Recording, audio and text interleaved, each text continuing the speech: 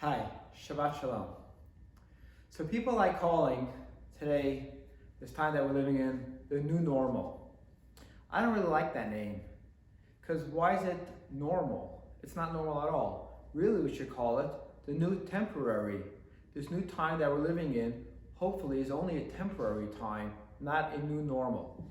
What do I mean to say by that? Well, in today's Torah portion, it talks about Moses telling the Jewish people that when we'll come to Israel, we're going to build for God a dwelling place, a house for God. Even though now, while they were in the desert, they already built for God a temporary dwelling place called the Mishkan, the tabernacle. Now, what is the difference between the tabernacle, this temporary dwelling place that they had for God in the desert, which, by the way, lasted for a couple of hundred years, until they eventually built the temple on the Temple Mount in Jerusalem? Well, here's a very interesting thing. We know that when they had the temporary dwelling place, this Mishkan, it was always on a flat surface. In the desert, it was on a flat surface. When they went to Israel, they built it in Shiloh, also a flat surface. However, when they finally built a permanent temple, it was built on the Temple Mount in Jerusalem.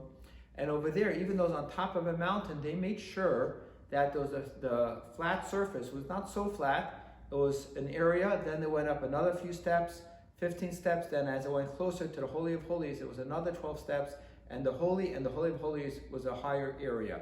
Meaning to say that it didn't sit on a flat surface, but it actually went up higher and higher, an ascent process. Why was that? The explanation given as follows. When they were in a temporary area in the desert, and even in Israel, the structure itself was a temporary structure, and therefore it was never built out of stone. It was built out of materials, out of wood, which means, say, either out of animal skins, right, the cotton, the wool, and so on and so forth, as well as wood, but it was not used out of stone. There was no inanimate objects, meaning to say it was a holier structure in the sense of things that grow, wood, and animals, or animals, in other words, animals and things that grow, but not inanimate objects, not the lowest level at all. But the permanent structure, which takes on a permanence, they use the lowest level of things that are in this world, which is inanimate objects. We know that there are 4 levels of things that exist in the world: inanimate, things that grow, animals, and of course the human being, which is the highest level. As we become more comfortable in the permanent existence of this world, we take the lowest level of all the inanimate objects, stone, and that's what we use to build. Now, when we are so low, we have to make sure that we always ascend to a higher level, and that is why in this permanent building, they made sure to have steps to remind ourselves to keep on growing. However, here's an interesting detail. When it came to the holiest sections of this building, the Holy and the Holy of Holies, when we move from the holy level to the holiest area, the place that the temple, the Aron, the ark itself stood, where the Torah was in, and the 2 tablets, both the broken and the non-broken set, were kept. That is not just a holy place. Not only the Holy of Holies, that is beyond holy. In other words, that was a place that only the Kohen Gadol, the high priest, went once a year on Yom Kippur.